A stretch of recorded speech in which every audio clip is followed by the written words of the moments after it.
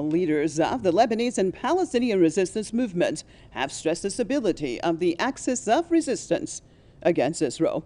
Hezbollah Secretary General Seyyed Hassan Nasrallah and Hamas's Political Bureau Chief Ismail Haniyeh met in the Lebanese capital of Beirut.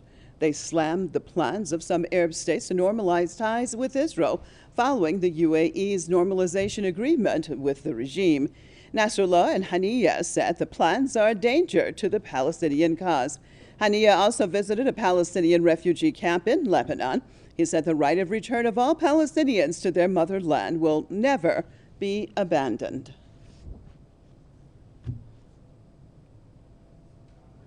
We will not abandon our rights. We will not abandon the right of return to Palestine. Not a single faction or organization or institution or any side can come and cancel the right of return. The right of return is a right. Haniyeh said the right of return is a national principle for Palestinians. He said resistance factions will not succumb to pressure and will keep fighting against the Israeli occupation. The Hamas official said the United Arab Emirates normalization deal with Israel is against the will of the Palestinian people. Crossing over to Belfast, joined by Saab Shath, author and Middle East affairs expert. Thank you so much for being with us. Tell me the significance of this meeting that has taken place in Beirut.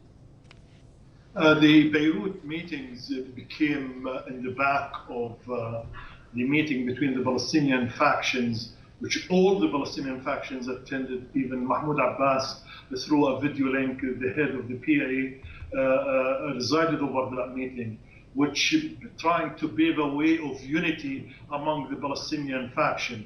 When after that comes the meeting between Haniyeh during his visit to Beirut, with as a leader of a prominent faction of the resistant camp, the Palestinian faction, and then with another prominent leader of resistant faction, Hezbollah, Sheikh Hassan Nasrallah. This is a strong indication. First of all, both of them are targeted. Mainly Sheikh Hassan Nasrallah.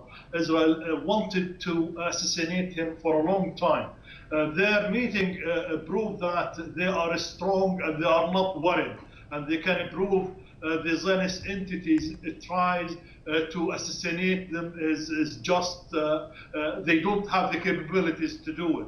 And this is the two figures when they want to develop and to discuss their relationship, and especially the development concerning Palestine and Lebanon, especially lately about the deal of the century and what the Zionist entity is designing to do to annex huge chunks of the West Bank, over 30%.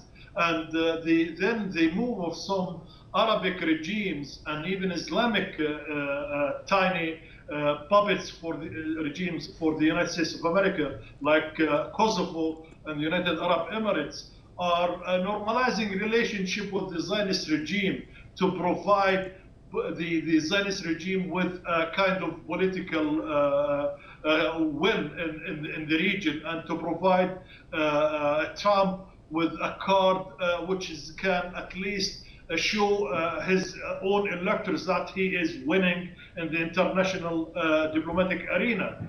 And these things, on the back of them, for the resistance come, there is a military threat, which is the Zionist entity find itself comfortable now, can use the territories of the United Arab Emirates and its own occupation of parts of Yemen to deploy such advanced bases, which as they are trying to do in the island of Socotra of Yemen, which is occupied by United Arab Emirates. Israelis are trying to build in their military bases which can spy on the resistance camp in Yemen, in Iran, and in the region, and to anticipate and to monitor all the maritime movement in that area. So this kind of a threat, these movements are prepared to wage. And let's not forget the Hamas movement with the Palestinian movement managed to counter 3 major wars the Zionist entity waged on them. Even under the blockade and the siege, the Palestinian movement managed to defeat them and to repel the Israelis out of the borders of Gaza, and they managed as well, the Palestinians, to develop their own military capabilities under these harsh conditions. The siege. The Palestinians today, they have the rockets which can reach the heart of any military base within the Zionist entity, and that is a deterrence. They use it against them, and as well weaponize drones. The same thing goes for Lebanon. Hezbollah managed in the war of 2006, which Israel waged, and 2006 to defeat this Zionist entity and to cleanse it out of Lebanon. And today they won't dare, the Zionists, to do anything in Lebanon without considering the reaction of Hezbollah. Okay. So both are strong counters to Israel. All right. Thank you so much for being with us, Abshath, author, Middle East expert, Middle East affairs expert out of Belfast.